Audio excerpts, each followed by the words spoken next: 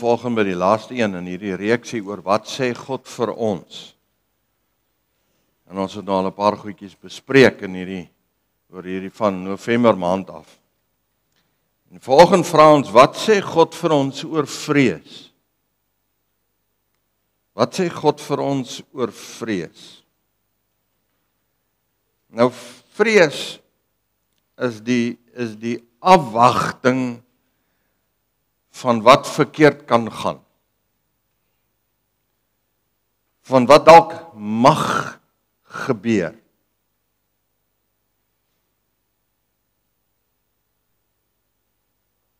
En dit word veroorsaak deur omstandighede van gevaar of onvoorsiene gebeure of iets wat ons dink is gevaarlik.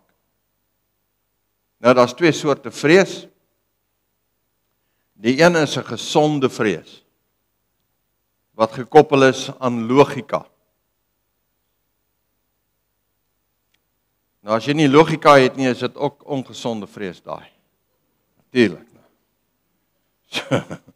Maar 'n ongesonde vrees of gesonde vrees dis die vrees wat veroorsaak dat mense op die rand van 'n brug staan, afkyk ondertoe met toue om jou voete, en jy kyk daar na ondertoe en jy sê vir hulle, is julle van julle kop af, en jy maak die toue los en jy loop. Jy spring nie. Die ander een is die een sonder die logika, julle verstaan dit. Okay. Jy kan maar van 'n brug af spring as jy daarvan hou.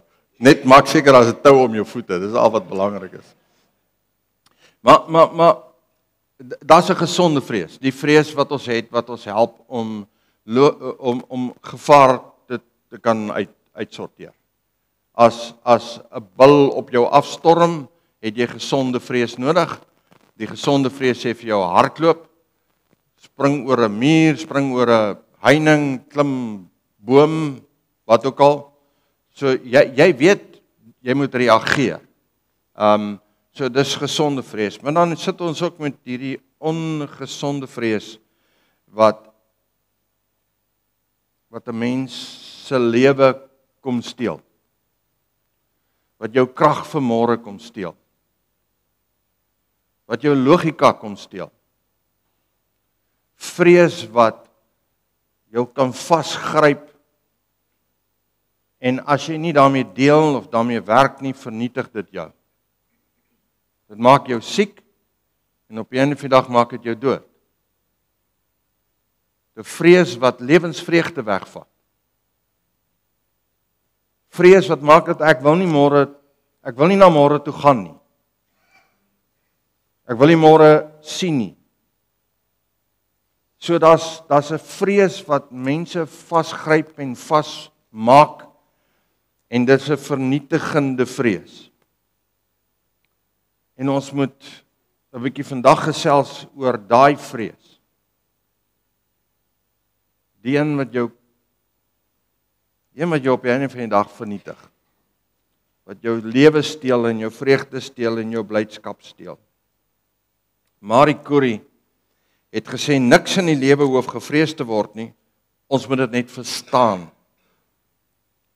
Okay, nou, julle ken julle weet van Marie Curie. As julle haar ken, is jy baie oud. So ek dink jy is iemand wat so oud is nie.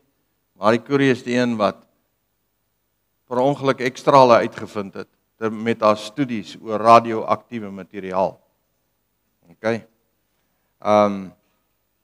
Omdat sy in die begin nie baie geweet het van radioaktiewe materiaal nie, is sy ook dood as gevolg daarvan. Sy het gesê, ons hoef dit nie te vrees nie, ons moet net leer om dit te verstaan. En toe ek dit nou lees, toe dink ek daaraan,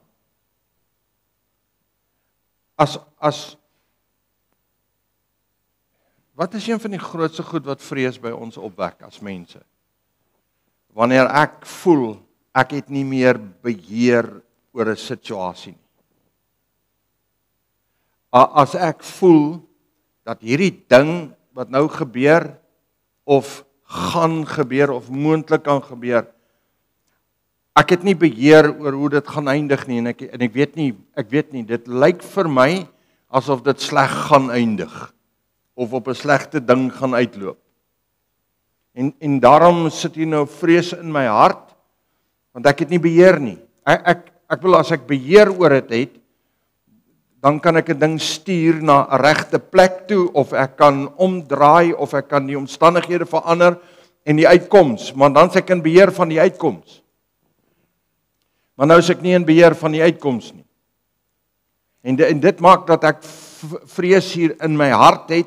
So ons moet op 'n plekkie kom waar ons net vir onsself vra, maar wat maak dan nou dat ons by vrees uitkom, en hoekom veroorsaak vrees dat ons soms heeltemal onlogies optree?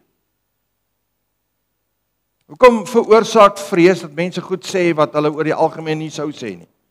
Hoekom veroorsaak vrees dat mense sekere gedrag openbaar wat hulle nie in ander tye sou openbaar nie? Of keuses maak wat hulle net nie andersins sou gemaak het nie? So daar's vrees, en ons kan elkeen van ons kan gaan, en ons kan, as jy met vrees sit, nou kyk, daar's vlakke van vrees, en ons weet wanneer goed baie erg is, en baie het jy net so 'n holkol op jou maag, maar dis ook vrees sit daar binne. Daar's vlakke en jy moet dit bestuur. So ek en jy moet kan gaan na 'n plek toe waar ek sê, maar okay, kom ek kyk na myself, ek kyk na my gedrag, en ek kyk na waar kom hierdie vrees vandaan, wat is dit en hoekom is dit daar? En hoekom veroorsaak dit dat ek voel soos ek voel? Hoekom doen ek wat ek doen? Terwyl vrees my vasvang. So daar sekere goeters wat ek en jy, as ons dit verstaan, kan ons dit beter bestuur. So ek gaan nou net by 'n paar van hulle stil staan. Daar's baie meer, maar ek het myself beperk tot hierdie. So waarom lei vrees na irrasionele optrede toe? Die eerste ding gaan oor breinchemie. Nou ek is nou nie 'n bioloog nie. Chemikus gaan nie baie hiermee sukkel. Ek is nie 'n bioloog nie. Maar nou binne in ons brein, die grys stof wat hier binne is daar verskillende afdelings in verskillende plekke, en verskillende dele van die brein doen verskillende goeters. Nou hiervoor is jou, hulle noem dit prefrontale lobbe. Dis die voorste deel van jou brein. Nou daai plekkie, daai plek is die plek waar ek logies redeneer. Dis waar my logika sit. En ek redeneer logies met daai gedeelte van my brein. So wat gebeur nou wanneer ek inligting ontvang? Okay, dan gaan dit na 'n spesifieke plek toe. Nou daai plekkie word die amygdala genoem. Okay? Nou die amygdala ontvang die inligting wat ek sien, wat ek hoor, en daai deel van my brein kan binne in millisekondes 'n evaluering doen. Is hierdie gevaarlik? Is hierdie nie lekker nie? Is hierdie aangenaam? Is dit plesierig of wat ook al? Dis wat hy doen. En dan as dit nie gevaarlik is nie, of dit wat die situasie is net 'n gewone situasie, dan stuur hy hierdie inligting na die prefrontale korteks, hierdie prefrontale lobbe toe, en daar redeneer ek oor dit en dink ek oor dit en maak logika sy besluite oor wat maak ek met die situasie en so aan.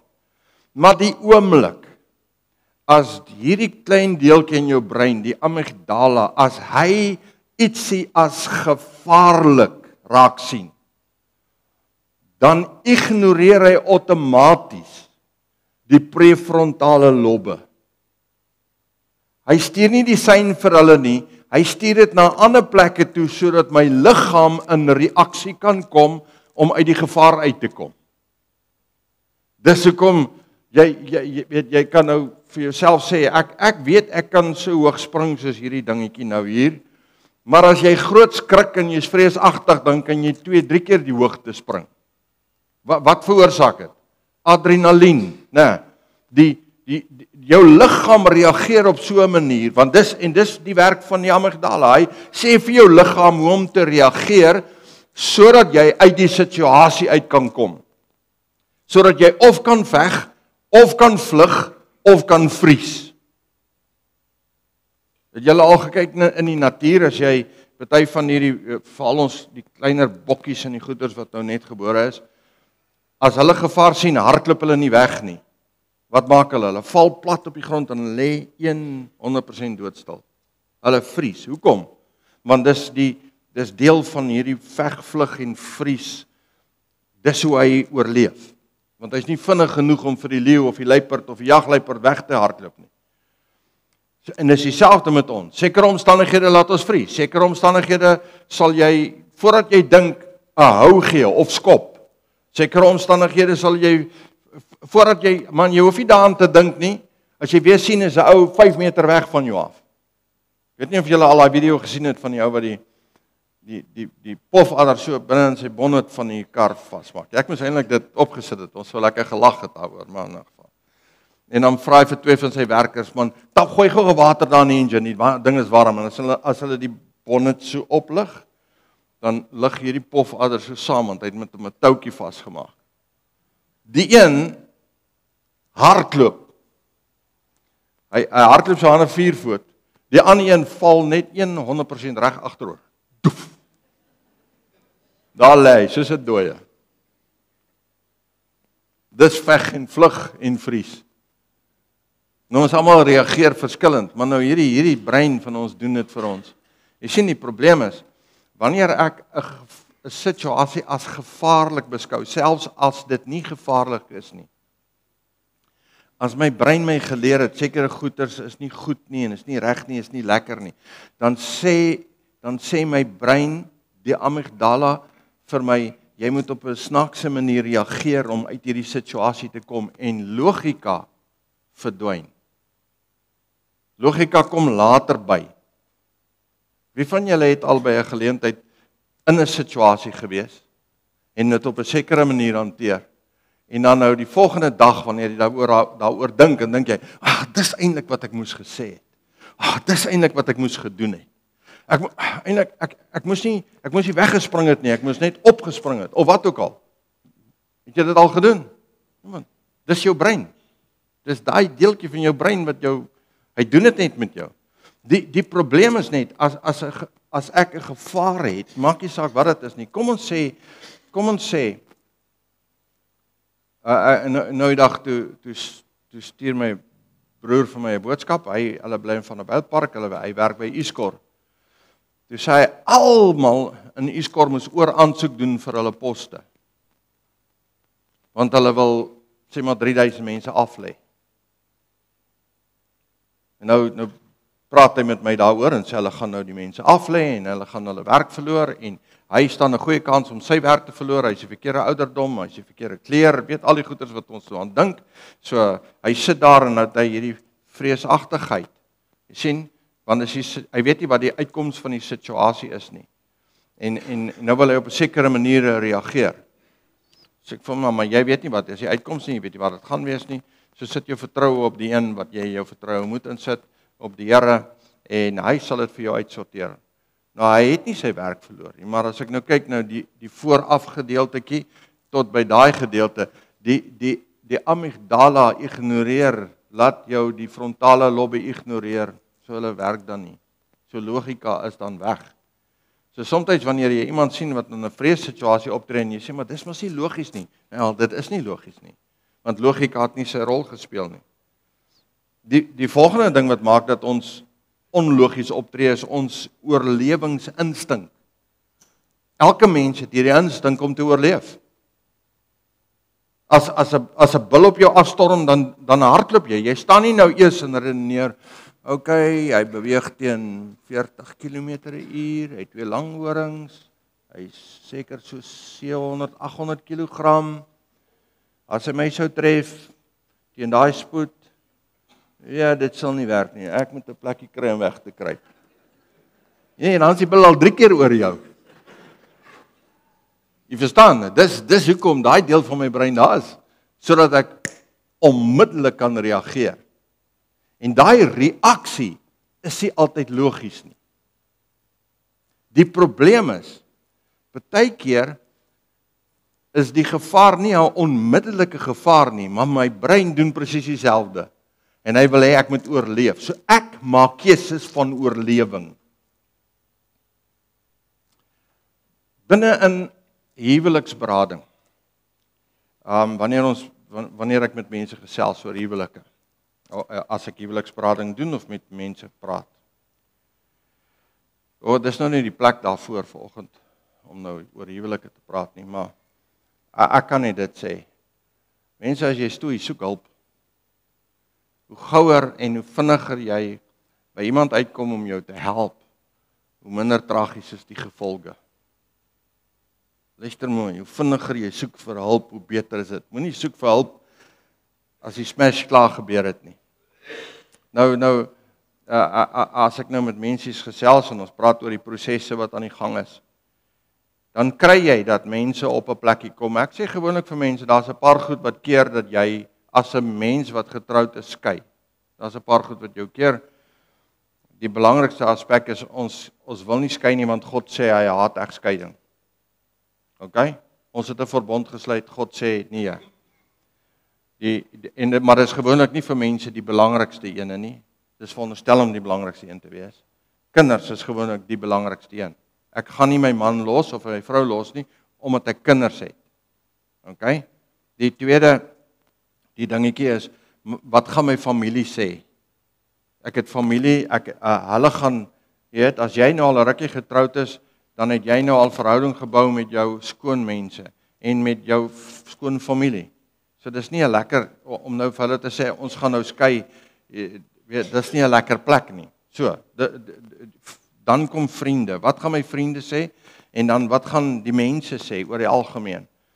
Maar stukkie vir stukkie, wanneer 'n huwelik agteruit gaan, word hierdie redes van my afgebreek. En gewoonlik die tweede laaste een wat gaan is wat gaan God daaroor sê, of hoe voel God daaroor? En dan sê ons vir onsself, God sal verstaan. En dan bly ons gewoonlik as gevolg van ons kinders. En dan die laaste een wat groet, is die kinders. Wanneer ons vir onsself sê, my kinders sal okay wees. Jy sien, dan iets ingeskop, hierdie ding, oorlewingsinstink, het dan ingeskop. En al wat jy as 'n individu wil doen is oorleef. En jou redenasies het nie logika nie. Want jou brein laat jou nie toe om dit te doen nie, want jy leef nou op instink. En dis gewoonlik 'n langtermyn proses van vrees vir die vrees dat hierdie verhouding sal aangaan soos wat hy nou aangaan. So lang voor jy daar kom, gaan soek hulp, asseblief. OK, dis nou al 'n preek op sy eie. Maar onthou net, die brein prioritiseer jou oorlewing. En jy gaan sekere goeders doen wat baie keer onlogies is, reeds as gevolg van die feit dat jy wil oorleef. Dit veroorsaak 'n korttermyn fokus. Al wat ek kan sien is die potensiële gevare. Ek sien nie na dit of verby dit of om dit nie. En dis die enigste ding wat vir my nou saak maak, is hierdie gevaar wat nou daar is, of dit 'n werklike gevaar is en of dit net 'n leuen van die vyand is en of dit 'n gevaar is wat ek in my kop oopgemaak het oor wat kan wees, dit maak nie saak nie. Ja, ek dis korttermyn, ek sien dit, dis al wat ek sien is net dit, ek moet dit nou hanteer en gewoonlik is dit 'n oorreaksie want ek neem nie alles in ag nie. En dan het ons ook 'n verswakte selfregulering. Impaired self-regulation. Nou selfregulering is my vermoë om nie toe te laat dat my emosies beheer van my vat nie. Dis wat dit selfregulering is. Maar wat nou gebeur wanneer vrees my beetpak, dan verswak dit my vermoë om myself te reguleer. Dis hoekom jy sal mense kry wat wanneer hulle nou regtig vreesagtig is, verskriklik gil en skree en te kere gaan, maar hulle sal dit nooit onder ander omstandighede doen nie.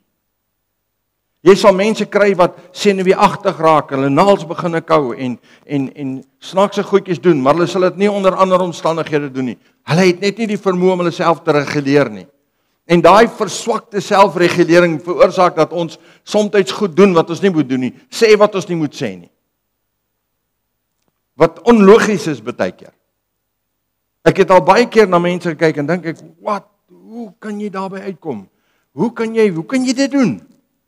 Dis net nie logies nie, wel, dis verswakte selfregulering. Hulle het net nie die vermoë nie. Dis hoekom wanneer party mense binne in daai posisie is waar hulle bedreig word, dan het ons mos die veg en die vlug, so hulle wil veg, hulle beklei. Want dis die manier hoe hulle self gaan verdedig in hierdie situasie wat vrees opwek. En hulle skree, en hulle skel, en hulle vloek. Wat hulle in ander omstandighede nie sou doen nie. En dis wat vrees in ons harte en in ons lewe veroorsaak. En die volgende een, die laaste enetjie van hierdie groepie is die skaarste denkwyse. Met ander woorde, wie van julle weet wat is in Engels FOMO? The fear of missing out. Né? Dis mos net so wat ons sê, die kinders is, hulle sit so kiets regop in die aand, hulle wil nie gaan slaap nie, want hulle is bang, hulle mis uit, maar hulle kan hulle oë nie meer ophou nie so vaak as hulle. Wie van julle was al daar gewees? Party van julle sit op 'n Sondagoggend so hierso. Julle so vaak, julle kan julle oogies nie ophou nie, maar ek wil net nie uitmis nie. Ek hoop nie so nie. The fear of missing out. Skaarste denkwyse. Dit is twee ding, dis die vrees dat ek uitmis, maar ook die vrees vir skaarste. Kan julle onthou, laat al so 'n paar sulke goeders gebeur, maar daar was op 'n stadium net so voor 1995, was daar 'n groep mense wat gesê het, die oomblik as hierdie land nou een word, dan is alles weg. So, gaan koop toiletpapier. So een kamer is net vir toiletpapier. En ons stek dit tot by die dak. En die ander kamer is net vir blikkies kos. En ons stek dit tot by die dak. Ek dink die supermarkte het gesmile in daai tyd. Nou kom, dis die vrees vir skaarste wat maak dat mense dan begin spandeer. Die vrees vir skaarste, dis die vrees, en dit hoef nie waar te wees en noodwendige waarheid te wees nie. Die vrees, ek gaan dalk nie môre hê nie. So nou moet ek alles opgaar wat ek nou kan, sodat ek môre nog kan hê. So ek vat my geldjies en ek vou hom toe en ek bær hom. Dit veroorsaak dat mense geld in die matrassies wegsteek. Jy weet, of in jou sitkamerbank. Die vrees, net toe raak dit weg, net toe het ek môre nie. So ek moet bære, jy weet ons, daai blikkie geld wat jy in die tuin gaan bære het, onder die boom. Nou onthou jy nie meer wat 'n boom het is nie. Wat 'n boom. So ons het 'n vrees vir hierdie skaarste. Ek kan dalk my werk verloor, ek kan dalk my geld verloor, ek kan dalk my belegging verloor. En nou tree ons irrasioneel op. Ons, luister gou baie mooi vir my. Baie mense vat hulle aftreegeld en sit dit in simpel beleggings, omdat hulle vrees, hulle gaan nie genoeg hê vir hulle ou dag nie.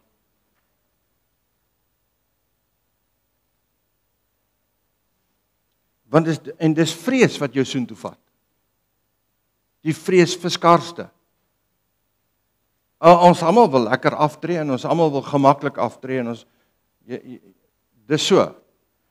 Maar wanneer vrees jou begin dryf, wanneer vrees jou begin dryf oor die moontlikheid dat jy nie kan hê nie of nie gaan hê nie of nie genoeg gaan hê nie, veroorsaak dat ons onlogies besluite neem en irrasionele gedrag openbaar.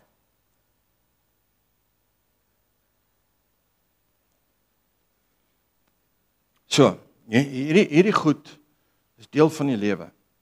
As ek vir myself net kan vra, as ek vrees het, Watter een van hierdie speel 'n rol in my lewe?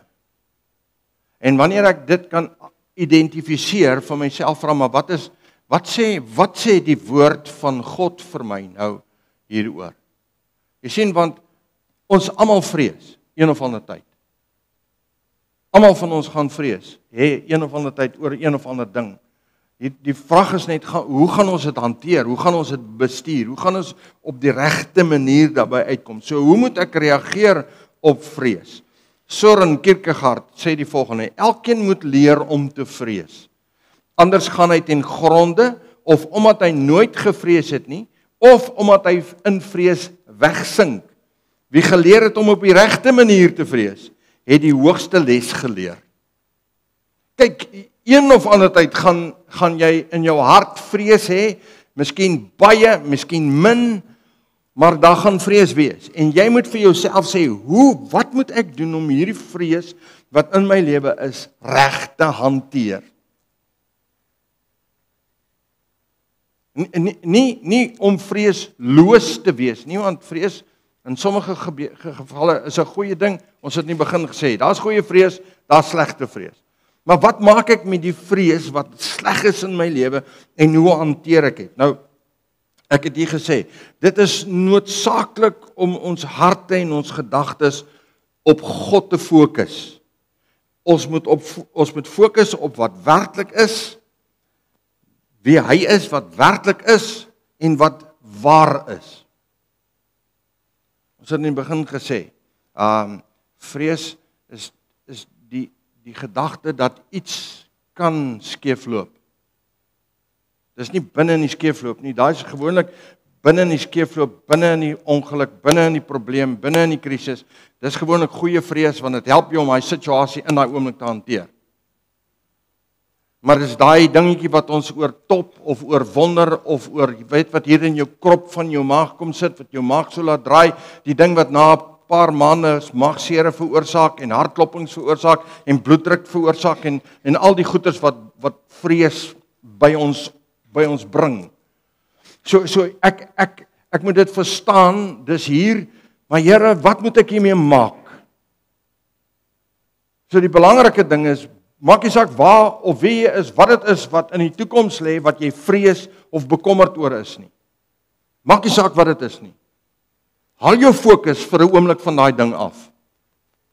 Moenie dat dit jou dag en nag beheer nie. Moenie dat dit konstant in jou brein sit nie. In jou gedagtes met jou roei en stoei nie. Vat jou denke daarvan af en draai dit na God toe. En kom by hom uit en vra, Here, wat sê U vir my oor my vrees? Nie hoe voel ek nie, nie wat dink ek nie, want jy dink nie op die oomblik logies nie. Maar wat sê U vir my? Ek wil U inspraak hoor oor hierdie saak. Ek wil weet wat dit is wat U vir my sê en wat die waarheid is in verband met hierdie situasie. Wat is die waarheid daarvan? En weet jy wat? Nou soos met my boetie, nou met sy werk wat hy nou kon verloor, en hy het toe op 'n dag nie sy werk verloor nie, maar 3000 ander mense het hulle werk verloor, wat in dieselfde situasie gesit het met vrees. Ons kan ons werk verloor, en hoe gaan ek dan 'n inkomste kry, en hoe gaan ek dan lewe? En as jy in die verkeerde kant van 'n sekere van jou lewe is, en die ouderdom is, dan is dit moeilik om 'n werk te kry. So dis, daai mense beleef die werklikheid daarvan. Dis nie te sê dat die werklikheid nie gaan gebeur nie, of dit het nie gaan gebeur nie, maar wat maak ek met my situasie wat die vrees by my opwek? Psalm 33, vers 13 tot 14 en vers 18 tot 19 sê hy, die Here kyk van die hemel af. Hy sien al die mensekinders. Nou is jy 'n mensekinders? Ja, so hy sien jou. Die Here sien jou. Hy weet presies wie jy is. Hy ken jou naam, hy weet alles van jou. Uit sy woonplek aanskou hy al die bewoners van die aarde.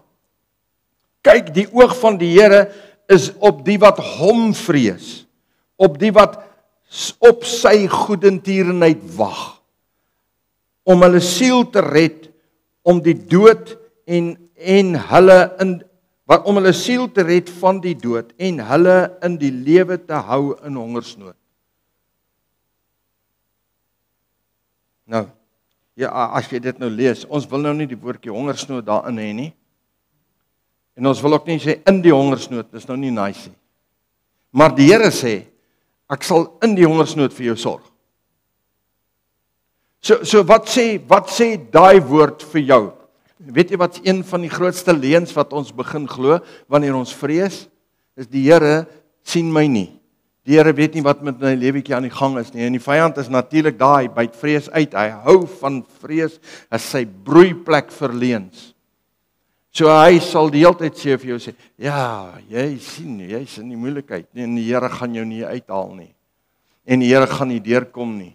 En waar's die Here nou in hierdie situasie? Weet jy wat? Kom ons vergeet so 'n bietjie die Here. Kom ons fokus net op hierdie probleem. En hy wil jou aandag daai hê en hy wil jou daai hê. Hy wil jou roei en stoei daar. Hy wil hê jy moet wegkyk van God af waaroor hierdie stuk geskryf is. Die Here sê, my oë is op al die bewoners van die aarde. Ek kyk na die mensekinders. In 'n ander plekkie sê hy, sy oë soek die wie se harte onverdeeld op hom gerig is. Inteendeel, met ander woorde, jy's 'n kind van God en jou hart is gerig op hom. Hy's besig om te soek na jou die hele tyd. Hy kyk die hele tyd, wat Kobus, wat doen hy? Waar's hy? Wat gaan aan daar in sy lewe? Hy is die hele tyd inteendeel, man. Hy hoef nie eens net te kyk nie. Die Heilige Gees is in jou. So alles wat in jou lewe op hierdie oomblik aan die gang is, weet God 100% van.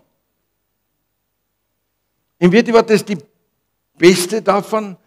Hy sê en sy oog is op die wat hom vrees, op die wat op sy goedertierenheid wag. So ek en jy moet daai vrees vat en vir ons sê, okay, ek kan wag op die vrees of ek kan wag op God se goedertierenheid. Wel, jy kan nie op albei wag nie.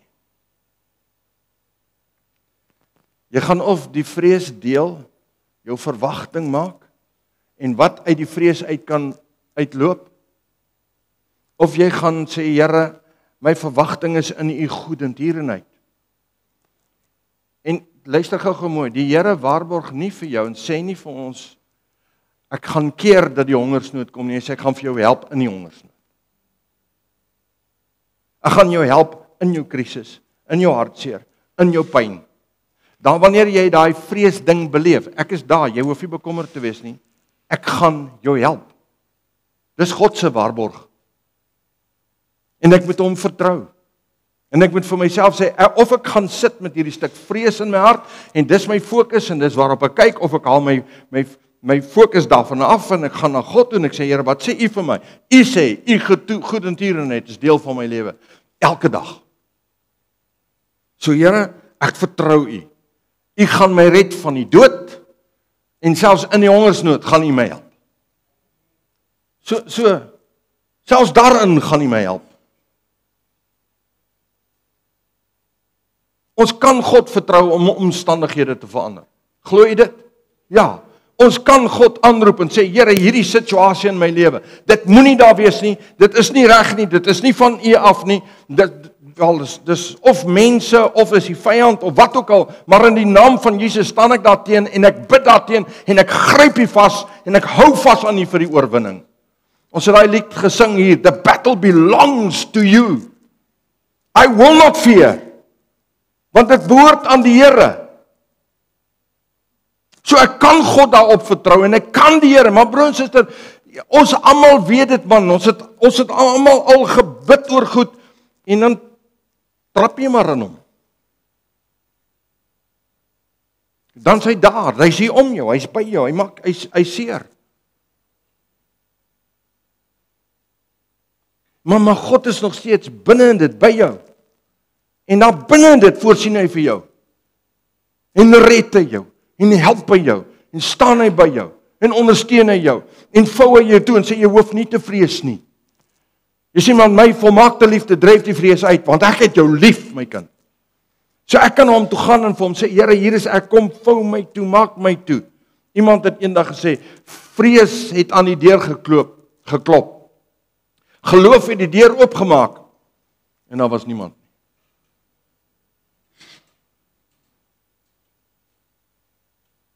Is nogal goed gestel. Ek wens ek het dit uitgedink.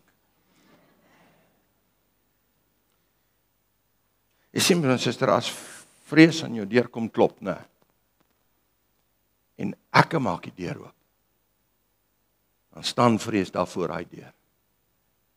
En dan kyk hom in die oë en hy kyk my in die oë.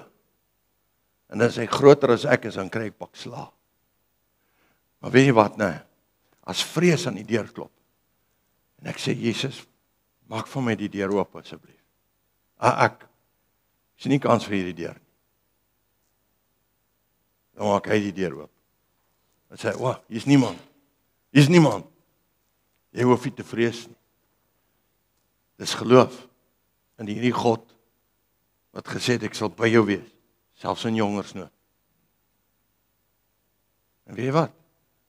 Hy verander ook die hongersnood in oorvloed. Dis wie hy is, dis wat hy is. Dis nie die verlede of die toekoms. Nie een van die twee behoort 'n rede te wees vir vrees vir jou en my nie. Nie die verlede of die toekoms nie.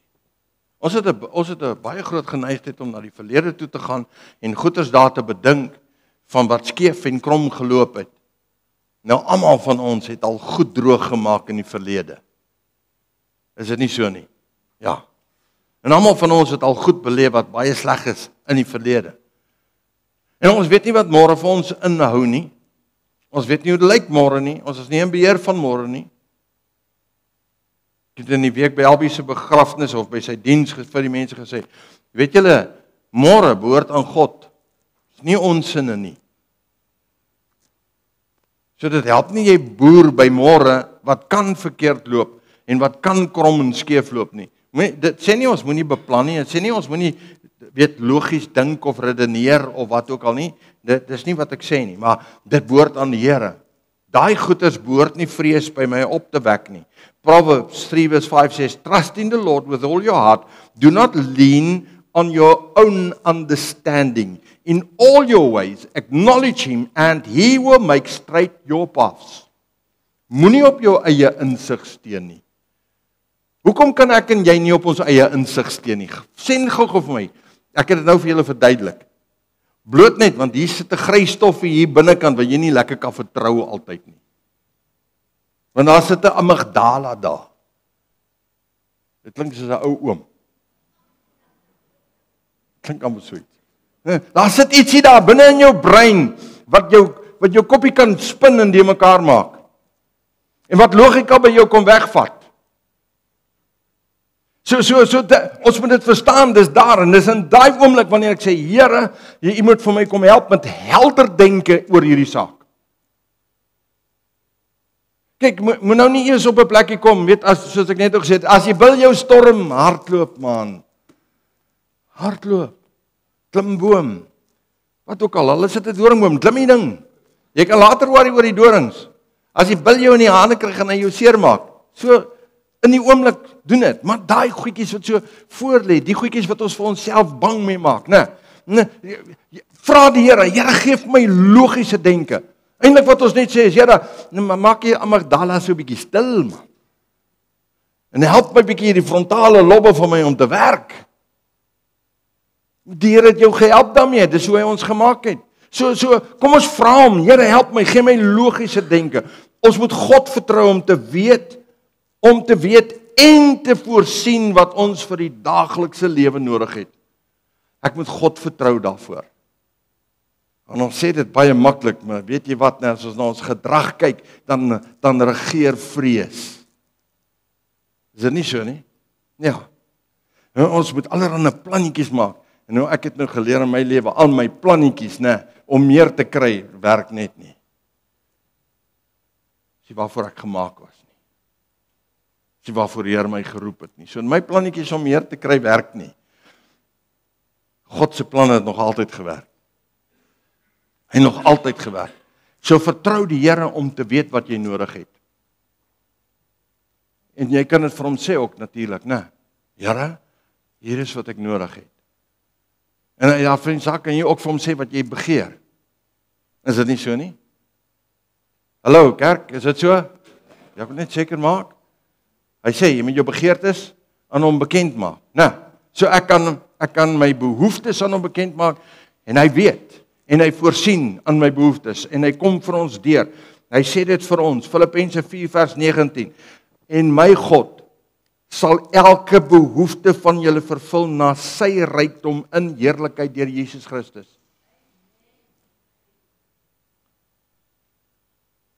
Hierdie kant is nogal opgewonde hoor.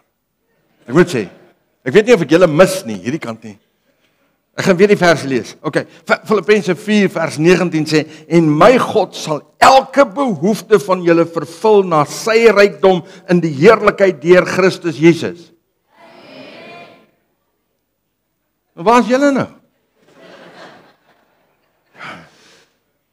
Ek sukkel met julle vanoggend. Glo jy dit regtig? Jy sien, want ons glo nie in God, ons glo nie net in God se vermoë om te voorsien nie, maar ons glo in wie hy is. Jy sien, want as hy dit sê, as dit van hom afkom, dan weet ek dit is waar, dit is ja en dit is amen, so sal dit wees. So ek kan, maak nie saak wat nie, en waarmee ek stoei, wat ek in my lewe aan die gang is nie, wat 'n ding ek vrees nie, ek kan na hom toe gaan en sê, Here, hier, ek het nodig dat U hier ingryp. En die Here sal ingryp. Nou moet ek by sê, op sy tyd. Op sy tyd. Maar dit is altyd die perfekte tyd, né? Ja, nooit te laat nie, altyd perfek daai tyd. Jy sien, ons moet God volkome vertrou, al verstaan ons nie wat altyd om ons gebeur nie.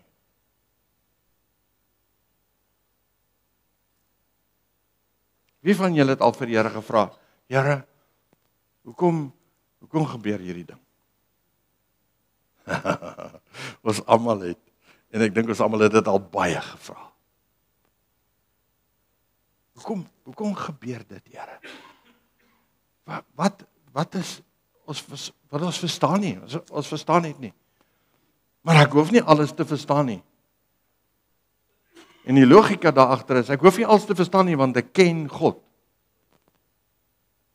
Ek hoef nie alles te verstaan nie, ek ken God. En omdat ek God ken, hoef ek nie alles te verstaan nie. Alles hoef nie vir my sin te maak nie. Eendag sal dit sin maak, maar as dit nie op die oomblik sin maak nie, ek vertrou nog steeds die Here, God, ons koning. Isaiah 26 verse 3 says, you keep him in perfect peace, whose mind is stayed on you, because he trusts in you. Hy hou ons, want ons vertroue is in hom. 'n man en vrou, 'n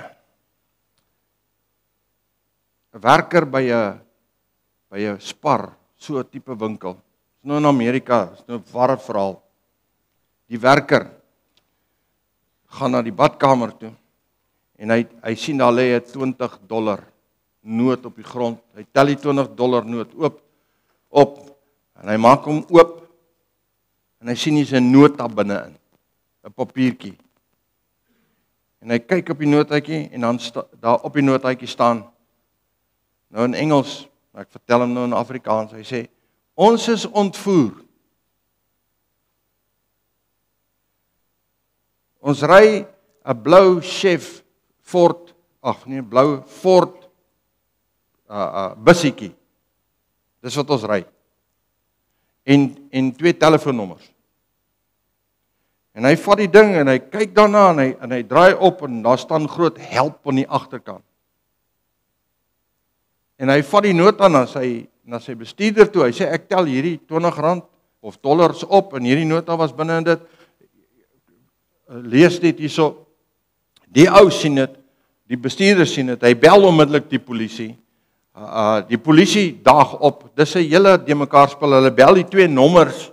Dis die man en vrou se kinders, se 2 dogters, bel hulle en sê vir hulle, okay, ons het 'n nota gekry. Julle ouers is ontvoer. Gewoonlik sal mense nou bel vir 'n weet, los geld uit julle uit te kry.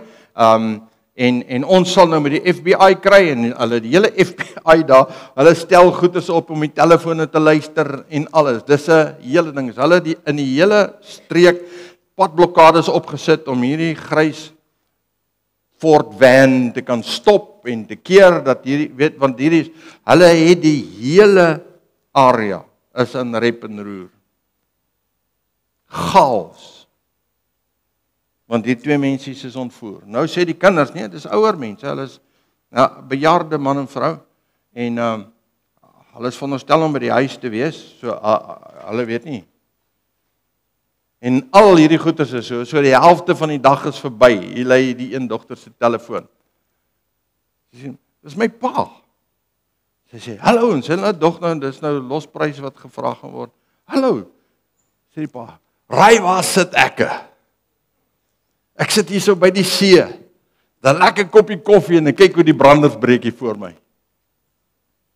Sy sê, pa, wat gaan aan? Hy sê, nee, ons het besluit, ons gaan gou-gou 'n bietjie net wegbreek vir die naweek. Ek en jou ma. En ons het net vinnig goed in die kar gegooi, albei se batterye van die fone was pap en ons het net gery en gedog as ons hier kom sal ons julle laat weet. Nou laat weet ek julle, ons sit hier by die see. Sy sê, pa, weet jy nie wat aangaan nie? Nee, sê hy het geen idee wat aan die gang is nie. Hy hou vakansie, hy sit by die see, sy vrou sit daar langs hom, hulle kyk na die brandertjies en so aan. Hy sê, pa, julle is ontvoer. Hy sê, ons is nie ontvoer nie, ons kyk hier vir die see. Alles is nice, alles is lekker, alles gaan goed. En toe die polisie nou by hulle uitkom en met hulle begin praat, toe sit die tannie daar en sy laat haar kop al hoe verder sak en sak en sak en sak. En dan vra van, maar wat is aan die gang? Sy sê, toe ons by die huis weg is, was ek so bang dat iemand ons ontvoer.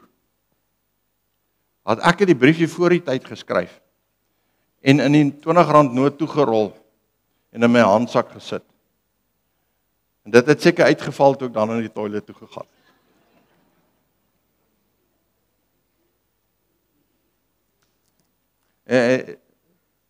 Dis 'n ware verhaal. Ek dink almal was redelik vies vir die hele besigheid, sou ek sê. Die kinders in kluis. Die ontvoerders ook, want hulle het niks geld gekry nie. Maar weet julle wat?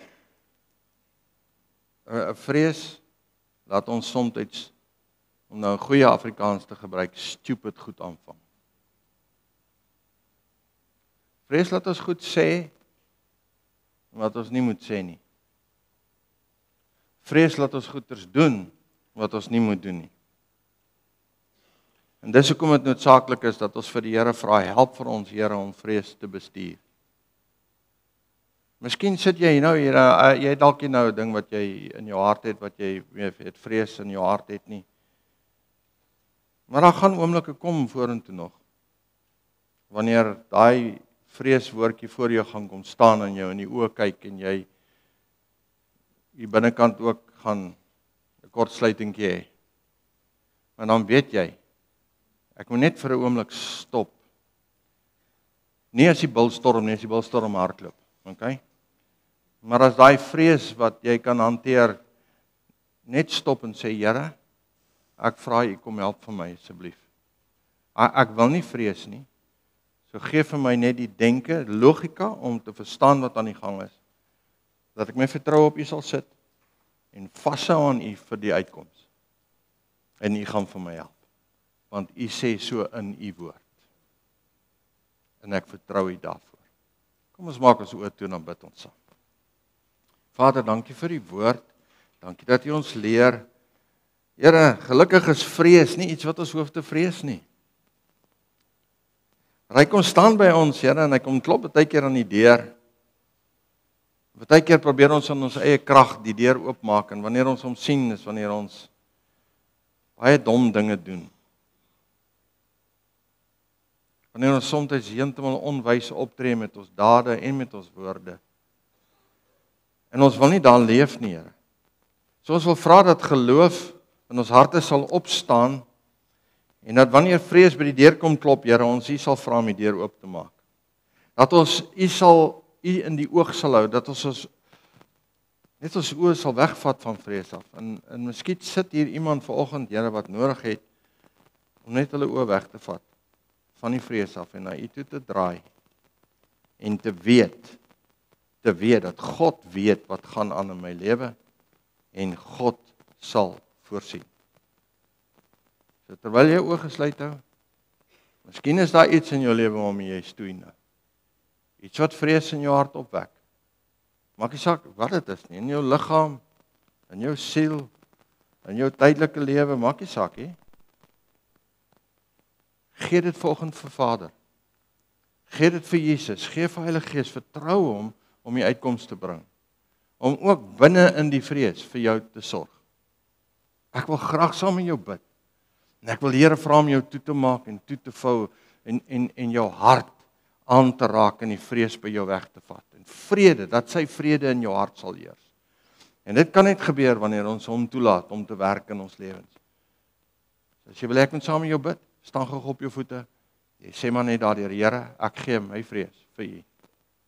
Ek gee dit vir U. Hier is dit. Ek gaan nie meer hiermee loop nie. Ek gaan nie meer hiermee deel nie. Ek vra U om hiermee te deel. Ek vertrou U. Ek vertrou U. Gee dit vir U. Graag saam met jou bid. As jy wil opstaan, jy gou opstaan. Vader, U sien elkeen van hierdie mense wat voor U staan. U ken hulle harte, ken hulle hele wese, ken hulle menswees. U weet wat aan die gang is. U sê U oë is op hulle, U sien hulle daar waar hulle werk, waar hulle lewe, waar hulle bly.